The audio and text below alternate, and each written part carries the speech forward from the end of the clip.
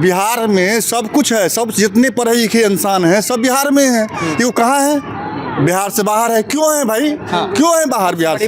आज नीतीश जी वो सुशासन बाबू बचे हैं। बिहार की बात करें कि बिहार पीछे है तो रोजगार कहाँ होता है? दिल्ली में रोजगार ज़्यादा है, गुजरात में रोजगार ज़्यादा है, बम्बई में रोजगार ज़्यादा है। उसका कारण ये है कि वहाँ का इंफ्रास्ट्रक्चर सब पहले से ही डेवलप्ड था, वहाँ का कानून व्यवस्था पहले से ही बेहतर था। बिहार का तो कानून व्यवस्था ही चौपट था। बिहार आपको रिपोर्ट कार्ड पेश करना चाहिए था कि 20 साल में हमने ये काम किया है। आपके नीतीश जी को ये तक नहीं पता है कि नीतीश जी को सीट कितना दिया गया है, बिहार को किसने क्या दिया। मोदी जी की बात करते हैं, मोदी जी 70 साल के हो गए हैं, तो क्या हम कह देंगे एजेड हो गए उनको हटा दिया जाए? ट्रंप अभी अमेरिका को नहीं चला रहे। तो यहाँ बात है कि सबसे ज़्यादा सीनियर लीडर कौन है? बीजेपी के पास दूसरा चेहरा है सम्राट चौधरी। बिहार वो प्रदेश है हिंदुस्तान का जहां गर्व से राजनीति सीख के बच्चा निकलता है। शिक्षा के अभाव में हम लोग पहले यहाँ आए, नोएडा है, और यहाँ पर अपना ग्रेजुएशन यहीं से अगर देखें तो आज बाहुबल का बोलबाला है, चाहे वो बिहार हो, उत्तर प्रदेश हो, महाराष्ट्र हो, हरियाणा हो, कोई सा भी स्टेट उठा ले, बिहार को बदनाम किया जा रहा है।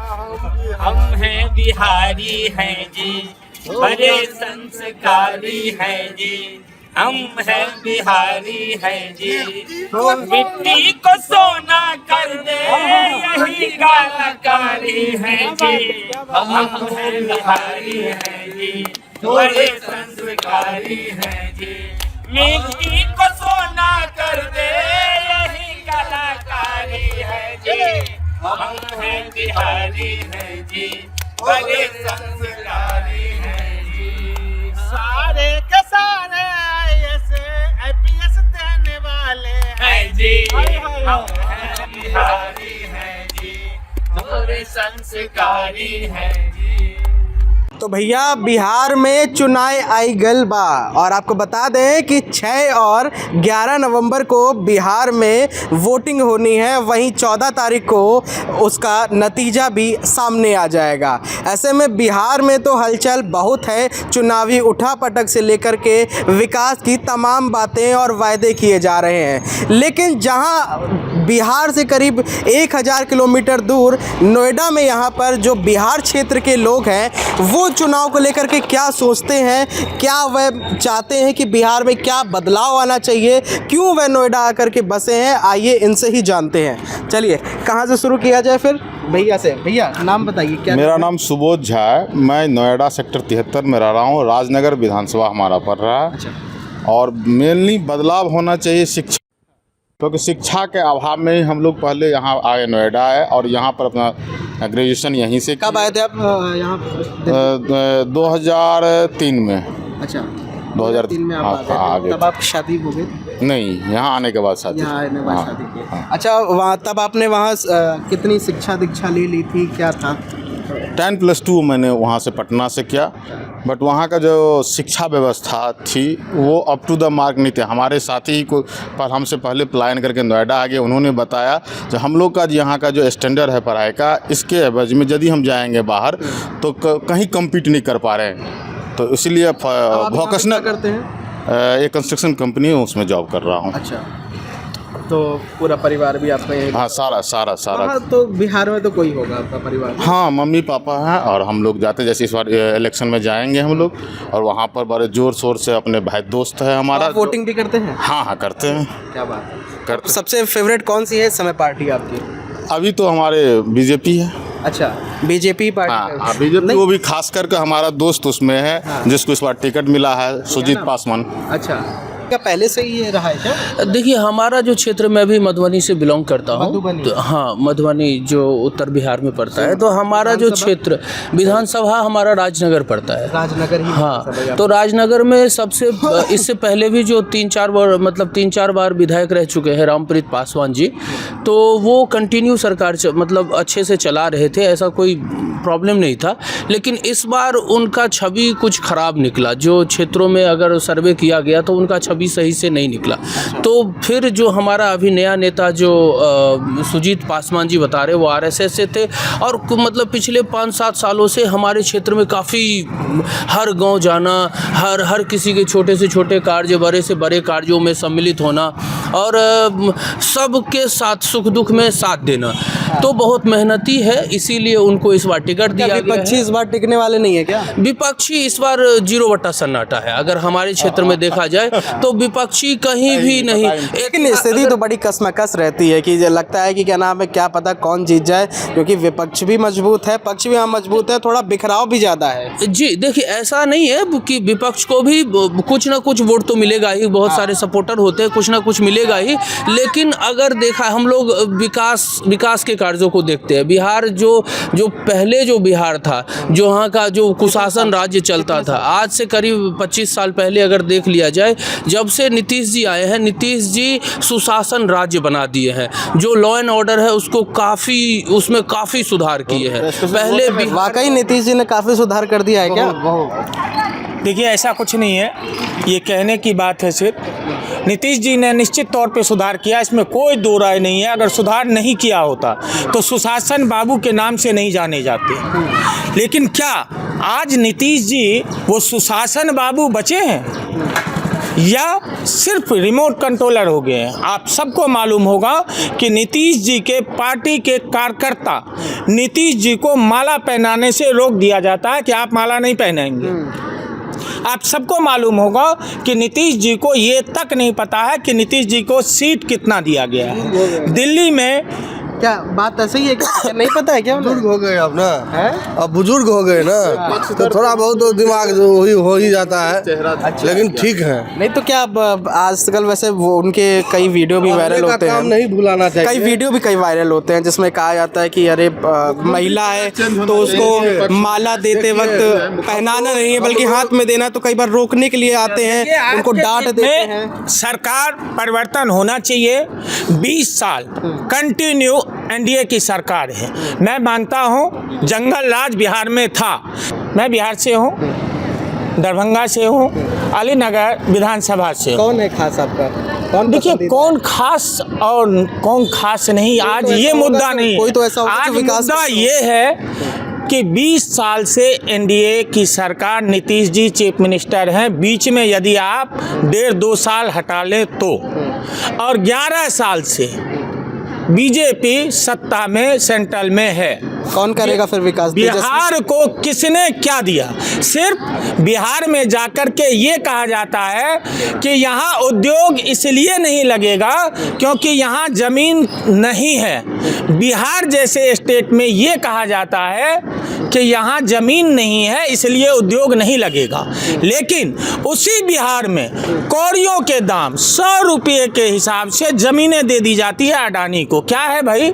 आप बिहार में जाकर के ये कहते हैं कि यहाँ के नौजवान, हमने डाटा दिया है, उस डाटा से रील बनाइए और कमाई करिए, धंधा करिए। क्या बेवकूफ़ बना रहे हो भाई बिहार को? बिहार वो प्रदेश है हिंदुस्तान का जहां गर्व से राजनीति सीख के बच्चा निकलता है। आप उस बिहार में जाकर के बिहार को रिमोट से चलाने का काम कर रहे हैं। अभी साथी कह रहे थे कि नीतीश जी को बदल के दूसरा चेहरा लाना चाहिए। बीजेपी के पास दूसरा चेहरा है सम्राट चौधरी। क्या इस बात से सही आप भी एग्री करते हैं? मैं इस बात से डिसएग्री हूँ क्योंकि नीतीश जी सबसे सीनियर लीडर है बिहार में। उनका जो पिछले 20 सालों का कार्यकाल देखा जाए तो सबसे महत्वपूर्ण कार्यकाल उनका रहा है। और एक लीडर का काम क्या होता है? सारे नेताओं को लेकर के उनको चलाना। व्यक्तिगत किसी से किनका क्या रिलेशन है वो नहीं देखा जाता। आज हम मोदी जी की बात करते हैं, मोदी जी 70 साल के हो गए हैं, तो क्या हम कह देंगे एजेड हो गए, उनको हटा दिया जाए? ट्रंप अभी अमेरिका को नहीं चला रहे। तो यहाँ बात है कि सबसे ज़्यादा सीनियर लीडर कौन है, जो नेतृत्व को कंट्रोल कर रहा है, वो कैसे काम कर रहा है। दूसरी चीज़ ये है कि उनका छवि कैसा है। नीतीश जी के बारे में एक बंदा अगर बिहार का बोल दे कि इस घोटाले में, उस घोटाले में, किसी भी घोटाले में अगर उनका नाम हो, रही रही बात कि अगर आज हम रोजगार की बात कर रहे हैं कि बिहार पीछे है, तो रोजगार कहाँ होता है? दिल्ली में रोजगार ज़्यादा है, गुजरात में रोजगार ज़्यादा है, बम्बई में रोजगार ज़्यादा है। उसका कारण ये है कि वहाँ का इंफ्रास्ट्रक्चर सब पहले से ही डेवलप्ड था, वहाँ का कानून व्यवस्था पहले से ही बेहतर था। बिहार का तो कानून व्यवस्था ही चौपट था। बिहार का तो जो सड़क है, जो जो जो बिजली है, यही सब चौपट था। तो सबसे पहले नीतीश जी ने इन चीज़ों पे ध्यान दिया कि इंफ्रास्ट्रक्चर मजबूत किया जाए, बिजली मजबूत किया जाए। रही बात रोजगार की, अगले 5 साल उनको दीजिए, अब वो रोजगार में बेहतर करेंगे। अभी कई बार अच्छा अभी ऐसी सड़क बात का बहुत डेवलप हुआ है, हमेशा लाइट रहती है, अच्छी सड़क है, कानून व्यवस्था पहले से बहुत बेहतर हुआ है, छीना झपटी कम हुआ है। लेकिन पुल गिरते रहते हैं। पुल गिरते रहते हो तो हर जगह थोड़ा बहुत होता ही है, कौन स्टेट में नहीं होता है। तो क्या पुल गिरना मतलब नहीं, पुल गिरना ये बहुत बड़ा अभिशाप है। सबसे बड़ी बात है, पढ़े लिखे आदमी को रोजगार अगर प्राप्त नहीं हो रहा है, ये बहुत बड़ा अभिशाप है। बिहार में सब कुछ है, सब जितने पढ़े लिखे इंसान हैं सब बिहार में हैं। ये वो कहाँ है? बिहार से बाहर है। क्यों है भाई? क्यों है बाहर बिहार से? बात यही है। क्यों है बिहार से बाहर? क्योंकि उनको वहाँ पर कोई रोजगार नहीं मिल रहा है, वहाँ पर कोई उनको दिया नहीं जा रहा है। अगर पढ़े लिखे इंसान का अगर वहाँ पर सम्मान होता तो बिहार रहता ही नहीं। इसमें सबसे बड़ा हाथ दोनों सरकार का है। इसमें नीतीश भी इतने जिम्मेदार हैं, वो तो उसका तो कोई बात ही नहीं, वो तो जंगल राज था उसमें। हाँ, इन्होंने एक चीज़ है कि बेसिक चीज़ों पर इन्होंने ध्यान जरूर दिया है, अन्यथा किसी भी चीज़ पर इनका उसमें नहीं। रोजगार तो साफ ना से, अगर रोजगार नहीं होता, जो सारे पढ़े लिखे आदमी हैं, कितनी IAS ऑफिस है, वो कहाँ जा रहे हैं? सब बाहर जा रहे हैं। पढ़े लिखे हैं बिहार में, अब उसको मान सम्मान बढ़ा रहे हैं दूसरे जगह का। वो आदमी कहाँ है? बिहार कहाँ है? बिहार तो है ही नहीं कुछ। बिहार तो एक तरफ से गाई है सबके लिए। अच्छा, कई बार होता है बिहार से कई पढ़े लिखे नौजवान भी निकलते हैं, IAS अधिकारी निकलते हैं, लेकिन कभी देखा है कि वहीं पर ही बस गए हो, लेकिन नहीं, वो बाहर साइड ज़्यादा रहते हैं, दिल्ली और अलग अलग क्षेत्रों में रहते हैं। तो क्या लगता है कि क्या अगर नौजवान वहीं का वहीं रह जाए और वहीं पर ही विकास के लिए थोड़ा काम करे तो कैसा रहेगा? वहाँ नौजवान क्या को दिक्कत आ रही है? रोजगार दिक्कत आ रही है। अभी भी दिक्कत ये है, वहाँ पे जाते हैं, कोई भी नेता यार बोलते इतना ट्रेन चला दे, वहाँ का लोग भी खुश हो जाता है जो इतना ट्रेन चल रहा है, हम जाके दिल्ली में। भाई ये नहीं सोचा हमें बिहार में रोजगार आना है। आप सरकार चुनो, सही सरकार चुनो, सही सरकार को उसको बोलिए जो रोजगार लाए। रोजगार सबसे बड़ा मुद्दा है बिहार में। हाँ, अब रोजगार दूसरा बात ये है, शिक्षा बोले हैं भाई साहब, शिक्षा आप जब 30% आरक्षण वाले को आप टीचर बनाएंगे तो क्या बच्चे को पढ़ाएगा? हम लोग पंडिताई तो बिहार में भी कर लेते, यहाँ जब हमारे बिहार वासी सब आ गए तब हम लोग भागे हैं। अच्छा, ये भी कहा जाता है कई अपराधियों को दे दिया जाता है टिकट, और अभी रिसेंट में देखिए निश्चित तौर पे ये सिर्फ बिहार के लिए नहीं है, आप पूरे हिंदुस्तान में अगर देखें तो आज बाहुबल का बोलबाला है, चाहे वो बिहार हो, उत्तर प्रदेश हो, महाराष्ट्र हो, हरियाणा हो, कोई सा भी स्टेट उठा ले, बिहार को बदनाम किया जा रहा है। आज मुद्दा ये है कि आपने 20 साल में क्या किया। उसका ज्वलंत मुद्दा ये है कि 20 साल से आप सत्ता में थे, आपको रिपोर्ट कार्ड पेश करना चाहिए था कि 20 साल में हमने ये काम किया है। आप रिपोर्ट कार्ड पेश करने के बजाय मैनिफेस्टो लाते हैं, और मैनिफेस्टो में हमारे तमाम साथियों को मालूम होगा, आप मीडिया से आपको मालूम होगा कि सिर्फ 32 सेकेंड मौजूदा चीफ मिनिस्टर मैनिफेस्टो के पास खड़े होते हैं और चले जाते हैं। ये है एनडीए की स्थिति। एनडीए में आपस में सर फुटबॉल हो रहा है। रही बाहुबलियों की, आप सबको मालूम है मोकामा में क्या हुआ है। मौजूदा चीफ मिनिस्टर के बहुत खासम खास अनंत सिंह द्वारा मर्डर किया गया। अपराधी था, मैं नहीं कह रहा हूं कि वो साधु था जिसकी मौत हुई है, निश्चित तौर पे वो भी अपराधी था। क्या मतलब है? अपराधी को एक अपराधी सरेआम गोली मार दे, अपना थार उस पे थार से कुचल दे, यही सुशासन है। अब तो ये तो नीतीश 100 बात की एक बात कहते हैं, हम जो मोदी जी से आग्रह करते हैं आपके द्वारा, जो 5 साल के लिए योगी जी को बिहार का मुख्यमंत्री बना दे, बिहार अपने आप सुधर जाएगा। 5 साल योगी जी को दे दें बिहार में, बस बिहार नहीं मतलब तो क्या उन्होंने उत्तर प्रदेश को सुधारा है? हाँ, बहुत सुधारा है। अच्छा, बहुत सुधारा है जी। आज मैं अलीनगर विधानसभा से मैं बिलोंग करता हूँ। मेरा नाम रंजीत कुमार झा है। मैं देख रहा हूँ कि बीजेपी एनडीए को कैंडिडेट नहीं मिल रहा है। तो आज वहाँ पे मैथिली ठाकुर को उतार दिया। आज बेनीपट्टी में उनका विरोध हुआ अपने ही मधुबनी में, तो उनको बिहार दरभंगा से दे दिया, अलीनगर विधानसभा से। तो ये गलत है। ये भी एक क्या राजनीतिक पर्यटक की तरह उनको भेज दिया। ABCD का उनको ज्ञान नहीं है। और RJD का जो प्रत्याशी है विनोद मिश्रा जी, वो 10 साल से कैंडिडेट पुराने हैं। लास्ट टाइम नहीं तो नहीं देखिए, मैथिली वैसे गायिका के क्षेत्र में अगर देखा जाए तो वो विश्व में अपना परचम लहरा रही है। अच्छा, वो तो कह रही है कि उसे बहुत अच्छा, हाँ अच्छा है, रिस्पॉन्स भी अच्छा मिलेगा। कहीं ना कहीं एनडीए से है तो जीत भी सकती है, क्योंकि अभी मोदी राज चल रहा है, अभी नीतीश जी का राज चल रहा है, वो जीत भी जाएंगी। लेकिन अगर राजनीतिक क्षेत्र में देखा जाए तो वो कहीं ना कहीं कमजोर। तो क्या लगता है मैथिली जीत सकती है? नहीं, जीतने की संभावना बहुत ज़्यादा भी नहीं है। टक्कर रहेगा, ठीक है ना, क्योंकि टक्कर रहने के कारण क्या इनका कोई पृष्ठभूमि राजनीतिक तो रहा नहीं है। ये गायकी में रही हैं। हाँ, जातिगत राजनीति भी बहुत हावी रहती है बिहार में। उसमें तो कोई, उसमें वो तो रहता ही रहता है, उसमें तो कोई बात ऐसी बात नहीं है। लेकिन उनका एक पृष्ठभूमि जो है ना, राजनीतिक रहा भी नहीं है। वो गायकी में रही हैं, तो गायकी में जो रही है तो उसी में उनका अल्टीमेटली बिहार को बीजेपी ही सुधार सकती है और कोई दूसरा नहीं। ठीक है, ये सही बात है। बिहारी को केवल बीजेपी सुधार सकती है। योगी जी को भेजे 5 साल के लिए।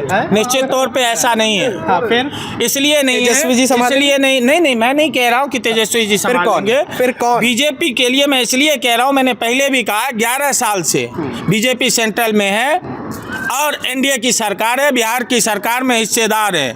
11 साल में यदि नहीं सुधारे तो ये कहना कतई बेईमानी है कि पुनः उनको मौका दिया जाए, नए लोगों को मौका दिया जाए जो बिहार को सुधारने का काम करें। अच्छा चलिए, एक बात और अच्छा ये बताइए कि अब एक सीधी बात सवाल ये करते हैं, मान लीजिए अगर आपसे कहा जाए कि भैया आपको बिहार में ऐसा क्या हो जाए कि अगर हो सके तो आप लोग फिर वहाँ पे बस जाएं, तो ऐसा क्या लगता है कि बड़ी कमी, जो बदलाव होना बहुत जरूरी है? बिहार का लॉ एंड ऑर्डर सबसे बड़ी कमी है। वहाँ कुछ नहीं है। शिक्षा की भी बहुत कमी है। शिक्षा तो बिल्कुल गिरा हुआ है वहाँ का, पढ़ाई चल ही नहीं रहा है, स्कूल ऐसे चलता है। और इसके अलावा शिक्षा क्षेत्र और स्वास्थ्य क्षेत्र में भी काम करने की ज़रूरत है। हम लोगों के कोई भी क्रिटिकल अगर डिजीज़ हो जाता है तो हम लोग एम्स पे निर्धारित हो जाते हैं, एम्स दिल्ली आ जाते हैं, जो कि यहाँ के दिल्ली के केजरीवाल जी बोले भी थे कि ये बिहारी लोग ट्रेन में बैठते हैं और 500 रुपये लेके आ जाते हैं और यहाँ इलाज करवाने आते हैं। हर जगह या आज महाराष्ट्र में देखें तो हम लोगों के लिए ये बहुत बिहारियों को मारा जा रहा है। महाराष्ट्र में बिहारियों को मारा जा रहा है, पीटा जा रहा है एक बिहारी नाम की वजह से। ये बहुत बड़ा अभिशाप है ना, इसी वजह से कर रहे हैं। ये मैं मानता हूँ कि अगर सेंट्रल में, बात से फिर दुख होता है कि बिहार में अब तक भी कोई भी अभी विकास अच्छा नहीं हो पाया, कम से कम ऐसी व्यवस्थाएं नहीं बन पाई है जहां पर व्यक्ति आराम से एग्जिस्ट कर सके और बाहर इलाके में ना जाए। बहुत दुख होता है। दुख इतना होता है कि आपको बता नहीं सकते हैं। जो भी पढ़े लिखे इंसान है, कोई भी नहीं चाहता है मैं अपना घर बार छोड़ करके कहीं बाहर जा करके परदेसी बन जाऊं। परदेसी बनने का सबसे बड़ा जो अभिशाप है वो रोजगार ही है। वो वहाँ पर कोई रोजगार है ही नहीं। ठीक है जी। देखिए, हम लोग तो कट्टर बीजेपी वाले हैं, तो हमेशा से ही बीजेपी को सपोर्ट करते आए हैं। इस बार भी एनडीए को सपोर्ट देंगे। आपके चैनल के माध्यम से आप लोगों को धन्यवाद करना चाहूँगा और ये मैसेज जरूर नीतीश कुमार जी तक और बीजेपी तक पहुँचाइएगा। हमारा एक ही मांग है कि जो लोग पलायन करके अन्य जगह पे गए हैं, दिल्ली गए हैं, बम्बई गए हैं, वहाँ गए, उनकी वापसी हो, उनके लिए कुछ ना कुछ रोजगार का व्यवस्था बिहार में किया जाए। और स्वास्थ्य शिक्षा थोड़ा सा अभी भी खराब है, स्वास्थ्य शिक्षा में थोड़ा सुधार कर दिया जाए। बिहार में बीजेपी ही जीतेगा और पूर्ण बहुमत से इस बार भी एनडीए सरकार बना रही है। चलिए ठीक है, तो देखिए ये थे हमारे साथ में सेक्टर 73 के बिहार क्षेत्र के लोग जो यहाँ पर बिहार से आकर के बसे और उनकी मांग है कि अभी भी शिक्षा, स्वास्थ्य, रोजगार, विकास पर अभी भी कुछ सुधार की ज़रूरत है और आने वाली जो भी पार्टी हो, जो भी जीते, लेकिन ये ज़रूरी मुद्दे ज़रूर उन पर कार्य होना ज़रूरी है। अगर आप ये वीडियो YouTube पर देख रहे हैं तो हमारे चैनल को सब्सक्राइब कर बेल आइकन दबाएं और Facebook पर देख रहे हैं तो हमारे पेज को लाइक करें।